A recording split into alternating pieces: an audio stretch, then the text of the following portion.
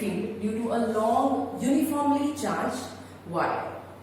So we'll just see that. Suppose you are having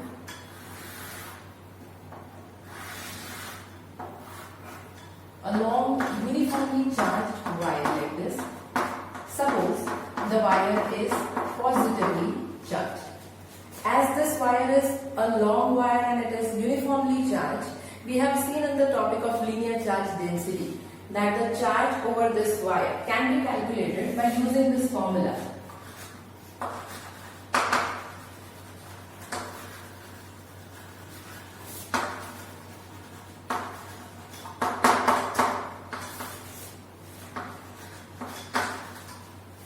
So from this equation we can get Q is equals to lambda L.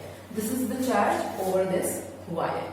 Now we need to calculate electric field around this wire. Suppose at this point P, and the distance of this point P from the wire is suppose R. Now just see what will be the direction of electric field at this point. How can we calculate that? So for that we'll consider two portions of this uniformly charged wire. Suppose this much small portion here which is known as P1 and this portion here suppose which is known as P2. Now as we all have already studied that suppose if we have a positively charged particle, then its electric field will be radially outwards. So from this, here at this point, because of this positively charged point particle. Why point particle? Because this we have considered a very small portion of this long wire. So because of this point charge, the electric field at this point will be like this, radially outward. I'll name it as E1. And because of this point, the electric field at this point also will be radially outward and it will be like this. I'll call it E2. Now just see that these two electric fields, these are vectors and they are inclined with x-axis. So whenever a vector is inclined with x-axis, it gets divided into two components. So now for that we will see how this point gets divided into, how this vector gets divided into two components. This was point P. Okay. Now for this vector, it will get divided into two components. One is this horizontal component and the other one will be this one, vertical component. This angle is theta. Suppose if I draw a projection of vector E2 along this axis, then this angle will be 90, and from the formula of sine theta is equals to opposite side upon hypotenuse. So from that I can calculate the value of this side, the opposite side.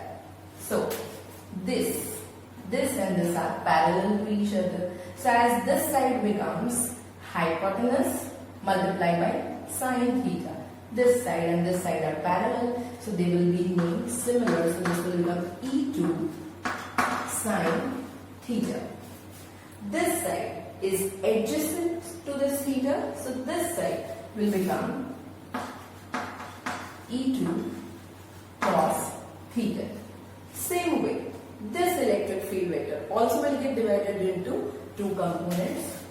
This vertical component, again this can be considered as theta. I can draw a projection of this vector on the x-axis. So again, this will become the opposite side. So this will be named as E1 sine theta. This line and this line are parallel. So I can call this component as E1 sine theta. And this horizontal component of this E1 vector will be the adjacent component. So it will become E1 cos theta. These two components, vertical, this is E2 sine theta, this is E1 sine theta, and the two horizontal components of vector E2 and E1 will be E2 cos theta and E1 cos theta.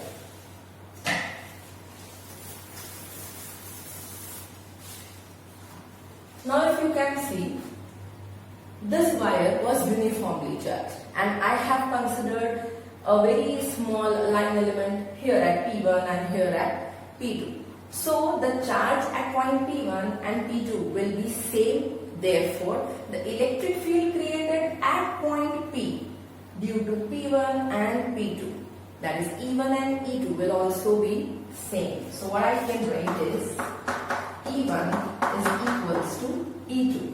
Therefore, the components of E1 and E2 also will be same in magnitude. So E1 sin theta will be equal to E2 sin theta.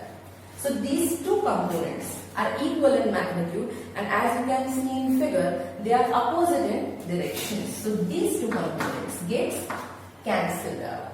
So the remaining components are only the horizontal components. So only the horizontal components will contribute in the resultant electric field.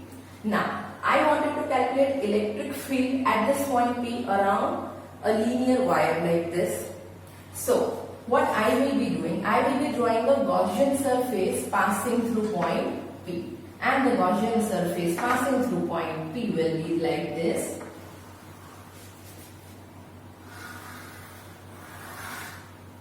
We will select a cylindrical Gaussian surface. So this is the Gaussian surface and this is our wire.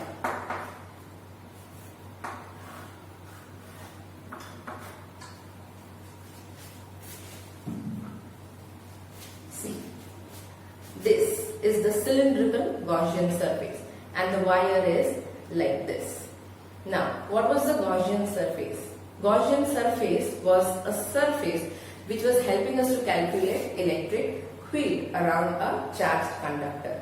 And on all the points of the Gaussian surface, the electric field used to be same. How you can prove that? See, R is the distance. Suppose if I consider point P here, then the radius of the cylinder is also R. So at point, suppose if I consider another point P dash over here, then the value of electric field at this point and this point is going to be same as they are equidistant from the wire. So if this is the wire and if I am considering a point P over here and point P dash over here, then the electric field at both the points is going to be same. Everywhere, here and here, everywhere, all over the surface, the electric field is going to be same and the direction as shown in the figure will be radially outwards. So suppose at this point, if I want to see the direction of electric field, then it will be like this, radially outwards. At this point, then it will be coming like this. At this point, then it will be moving in this direction. So this is our Gaussian surface. This is our Gaussian surface. Now, we know from the formula of flux that flux is equals to summation of E dot delta S. Now here, for this Gaussian surface, we will be calculating flux through three different portions. For example, this surface, and then this surface. So again, that I will show you. This portion is this surface.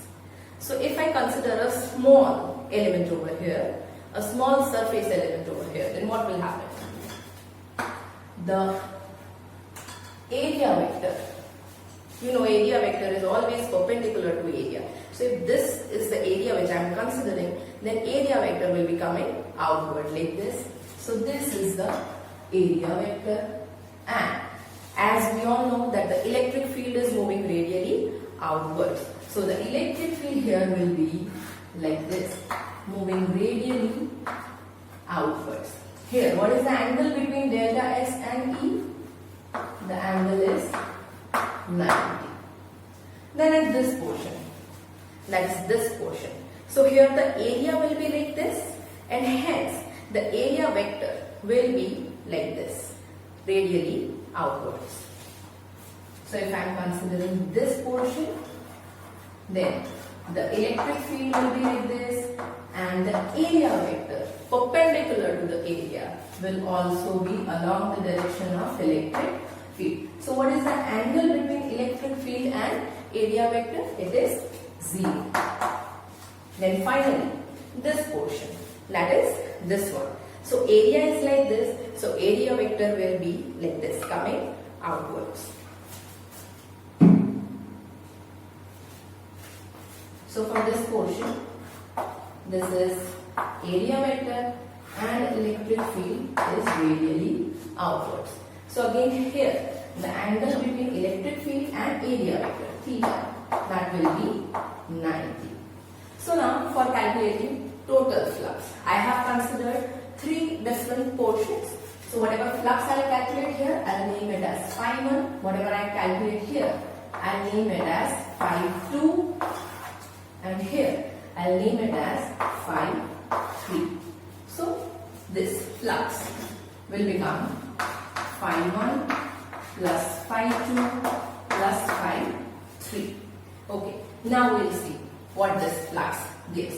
Phi 1, just see from the formula. So phi 1 is equals to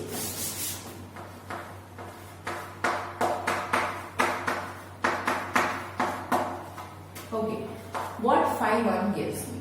Phi 1 will give me summation of E delta S cos 90. See the angle here.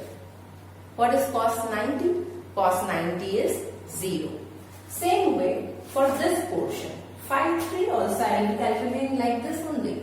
And here also angle theta is 90. So what cos 90 will give me? Again 0. So flux phi 1 and phi 3 will be 0. So instead of phi 1 and phi 3, I will be substituting 0 only. And what about phi 2? See if I calculate phi 2.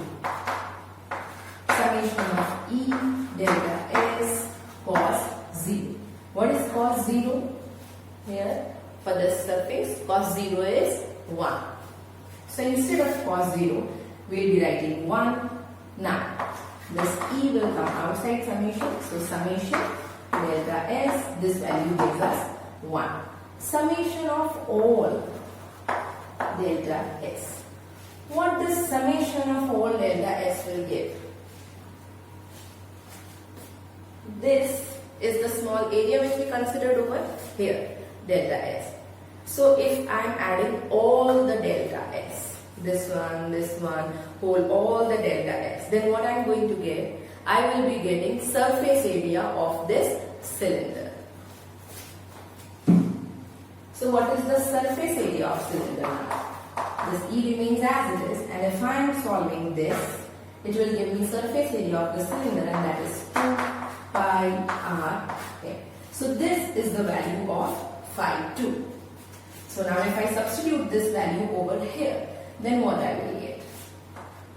This was 0 plus phi 2 is this E into 2 pi r L.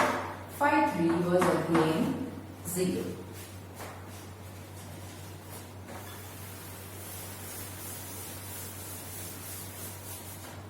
So if I remove the 0 now, so finally I am obtaining E into 2 pi r L. 2 pi r is the circumference and L is the length of the cylinder. So this is my equation 1. Now, from the formula of Gauss Law, we all know that flux is sigma q upon epsilon naught. Now what is sigma q? Sigma q is the total charge of this wire. What is the total charge of this wire? We have already calculated from linear charge density. It is Q is equals to lambda into L. So instead of sigma q, now I will be substituting from here lambda L. So this is my equation 2. Now this, on comparing equation 1 and 2, see, this was also the value of flux, This is also the value of flux. So I can compare equation 1 and 2, and what I get is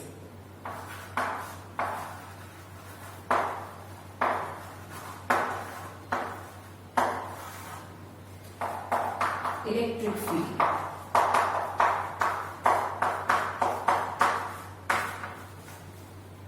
This length will get cancelled, and now if I want electric field, then the value I make E subject of equation. So this 2 pi r will go in denominator.